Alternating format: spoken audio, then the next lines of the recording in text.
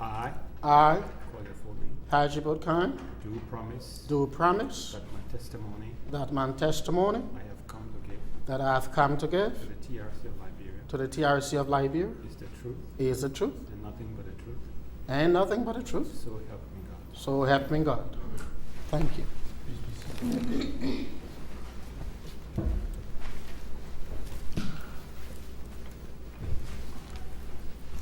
Mr. Witness,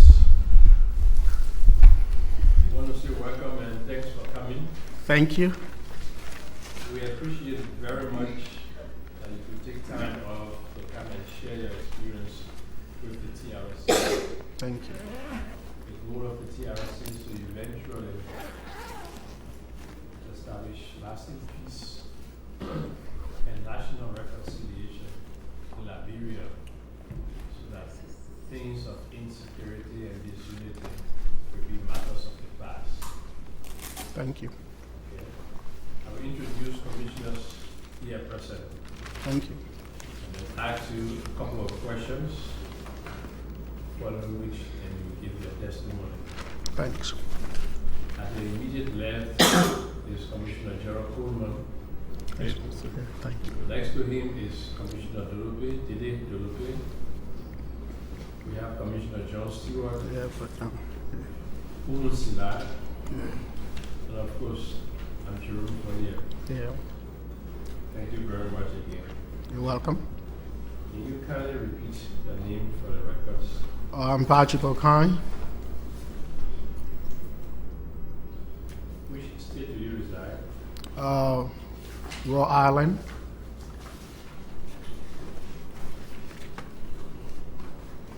When did you migrate to the U.S.? 1994.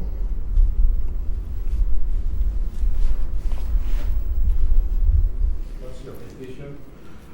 I'm a statesman, a churchman, an educator, a clinician. God has blessed me and I am going forth. You say clinician? Yeah, clinician. Clinical psychology. Yeah.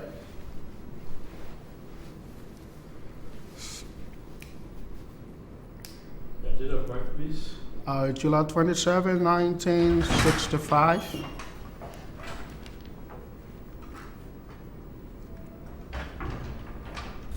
Okay. With that brief introduction, you can proceed now with the testimony.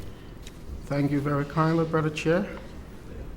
I'm glad to be in the state of Minnesota, to be exact, the state of St. Paul, and to be a part, not simply of history, but a part of an entity that is focused towards the healing process of the nation Liberia.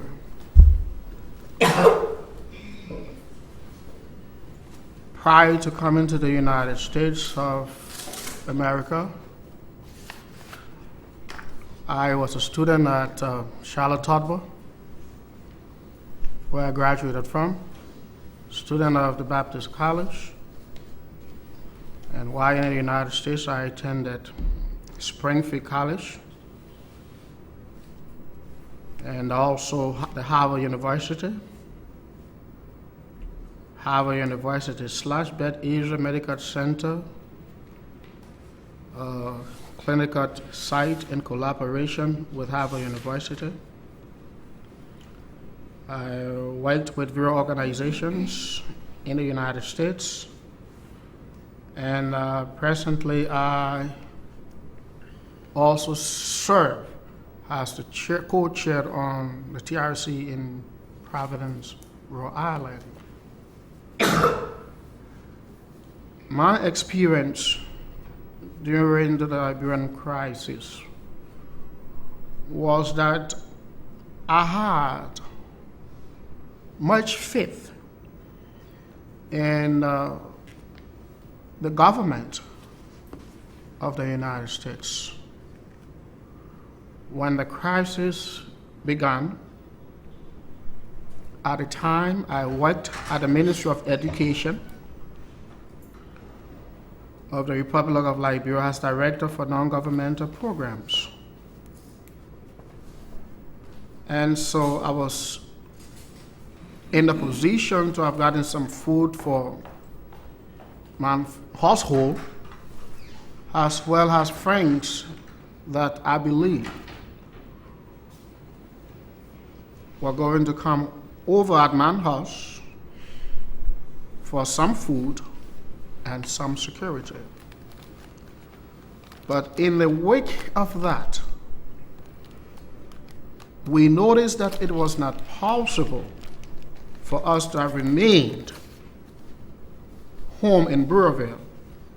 And so we went at a place in Monrovia that is known as the Voice of America compound. And I took my family over simply because the United States Marine had a unique presence that I believe would have aided us in many ways. To amazement, we're at VOA along with some 20 to 30,000 persons. The American Marines began to airlift themselves and they began to leave. And we saw them leaving. When that occurred, hope went away. Immediately when that happened, I saw tens of persons, fighters, moving into our temporary refuge site in Monrovia. And for the very, very, very first time, I continue to say, if any one of those persons has simply said, how are you? How are you doing? I would have died.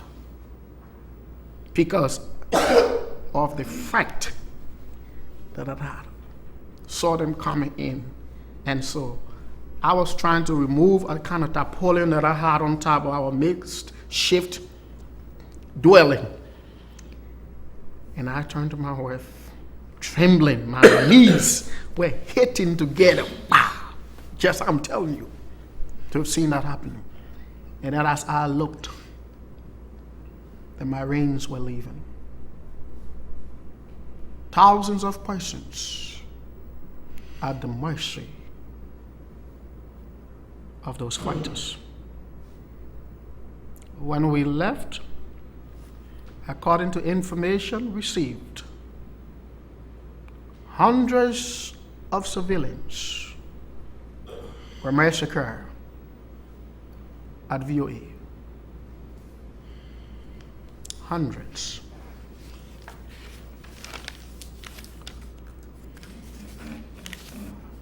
We went home. I went home along with my family. And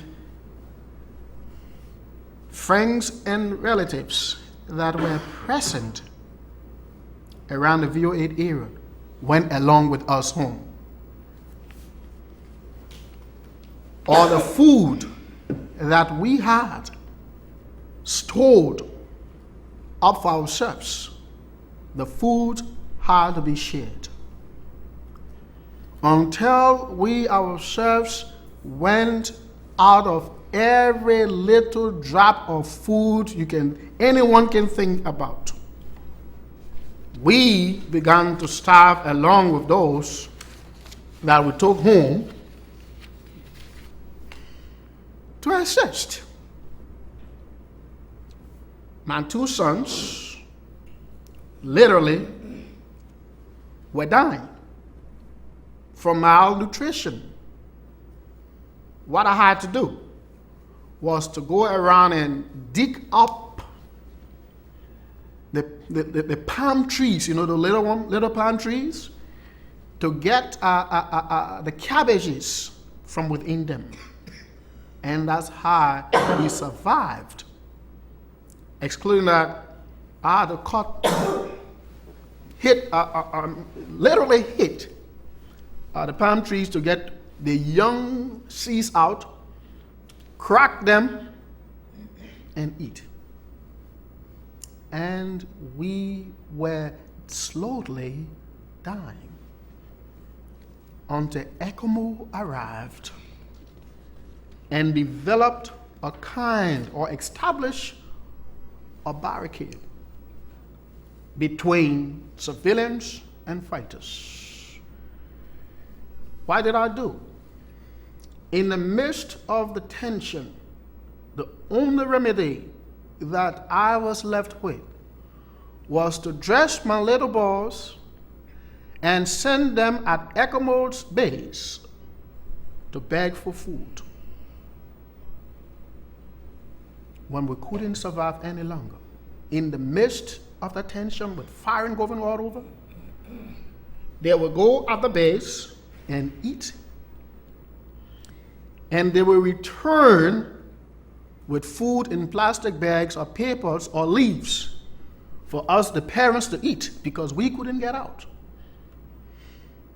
And I cried because it was the only solution left with for their survival and ours. Prior to that, when all the palm trees in the area went out of reach, there were mango trees in the community, and the mango trees were visited. So I took my two little sons, and we walked towards the trees, not knowing there was an ambush in that area already. And we were caught up in the ambush. We were arrested. I was stripped naked. My sons also, they were little babies. And then the younger one began to cry. And then a rebel soldier turned to him and said, "If you continue to cry, we will kill you before we kill your father." Why, in the midst of such, I would like to borrow the word from a nightmare,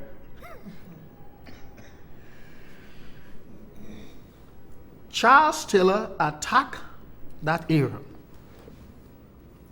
loosening the other group from the focus from us. They had to run and get prepared. One of the fighters then there turned to me and said, "You get out of here, you get out here." And then in an exchange of gunfires, I began to run with my sons.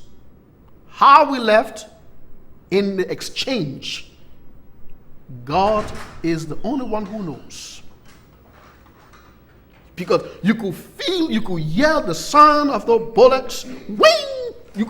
I'm telling you, you could feel the heat. And I left with those kids. Up to now, I tell folks I have testimonies. And if anyone who doesn't believe that there's a God, you come to me and ask me whether there is a God, and I tell you, because of my unique experience, that God saves. And so we got out. I would like to just stop here because folks are tired and entertain questions.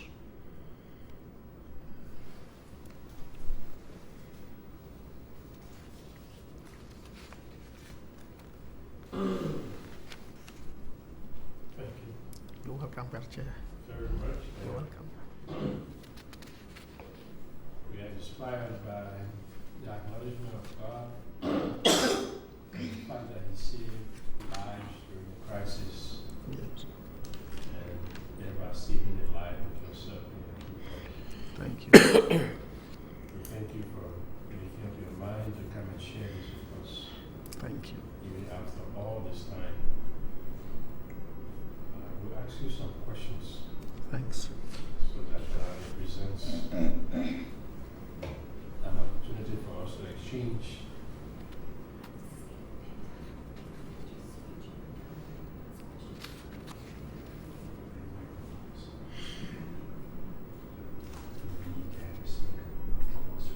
So you don't hear a lot. Can I be turned to them? Okay. Can you turn this over?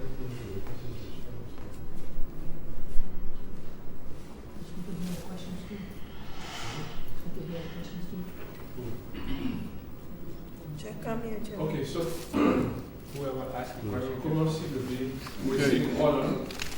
Kuma will be first. When you finish asking the lead, the next person move there will just. I got no questions. Yeah, you got no question, can say from me. Please ask me some questions.